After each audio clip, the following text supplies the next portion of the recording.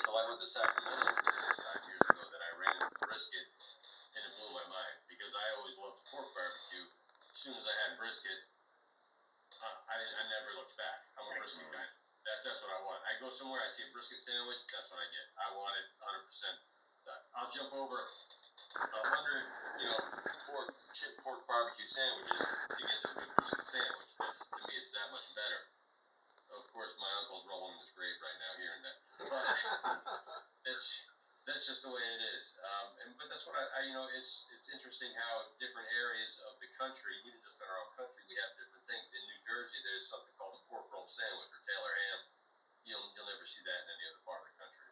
It's a breakfast thing. It's not Canadian bacon.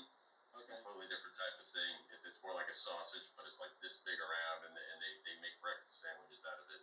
They call it pork roll. It's probably the worst part of the pig all put together. For all I know, it's probably just a giant hot dog. Worse than the chitlins. I've never been able to get myself to try that just because of the smell. I've smelled them, and it's rough. But I've heard once you clean them, people rave about it. Like menudo, right? I've never been able to do that either. I smelled menudo before, and I'm like, I just can't do it.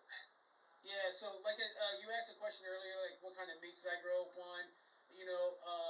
I would say in the African American community, because swine was a cheap meat. I know that we ate like a lot of pork ribs, right? And chitlins. So growing up, there was a lot of pork ribs, and then the word that I was used to hearing a lot because my dad is the senior true brisket daddy pitmaster, but he is a tri-tip. Tri-tip is fast. It's a 45-minute cook. You're searing it for maybe an hour 15, but you're searing it for 15 minutes, getting a good char on it, and then you're cooking it for 30 to 45 minutes.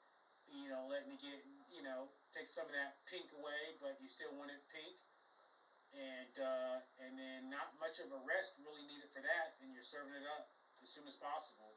So it was usually, like I said, tri-tip and then ribs and then hot links. Yeah, absolutely. And the true story, when I started doing pop-ups back in December, I just pick a random corner and go out, and I was selling my brisket sandwiches. And my dad was like, "Hey, you can't be a black man out here selling brisket and you don't got ribs and hot links. People want ribs." And it's a true story because like with day 3 or 4 of one of my pop-ups, people were coming in. "You got ribs? You got hot links?" And I said no, and then they just drive right off. So I very quickly learned that ribs and hot links was something I needed, and didn't know how to do ribs. Didn't know how to do ribs like I needed to know how to do ribs.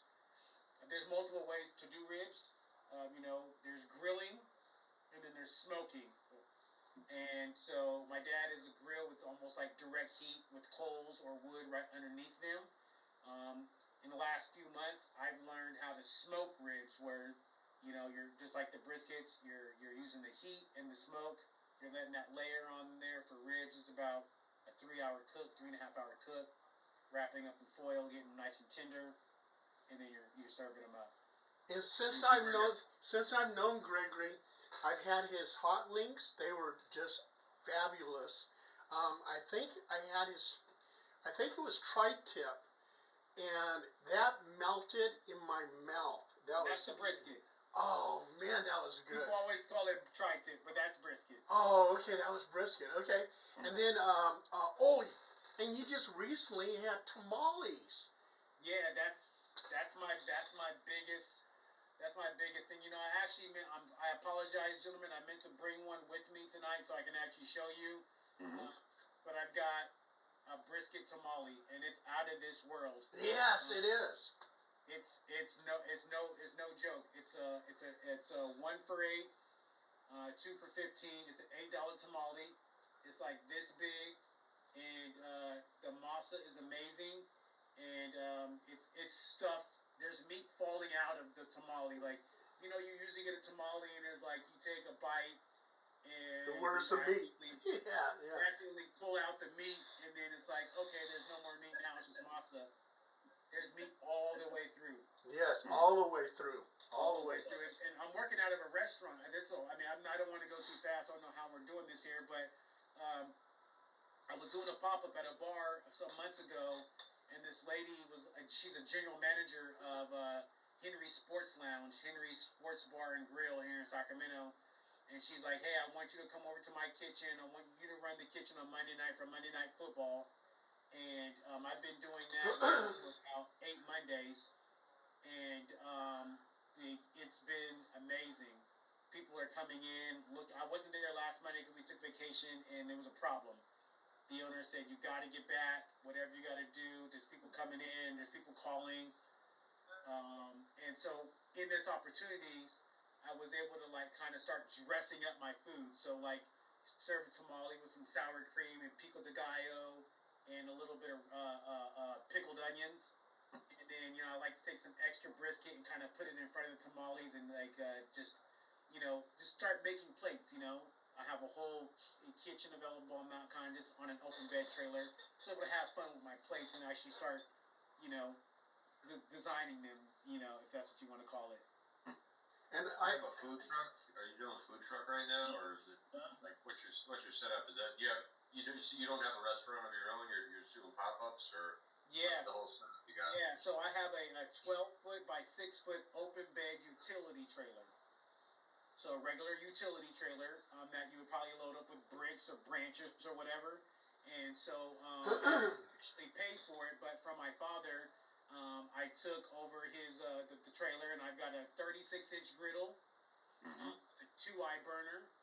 That's a $4,000 griddle that I found on Marketplace. The guy was selling it for $1,000, and I got there telling him my story, and he gave it to me for like $500.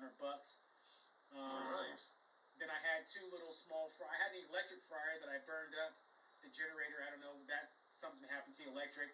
I moved to an Amazon $99 fryer to do my French fries for my brisket loaded fries, and that was problematic with any windy day.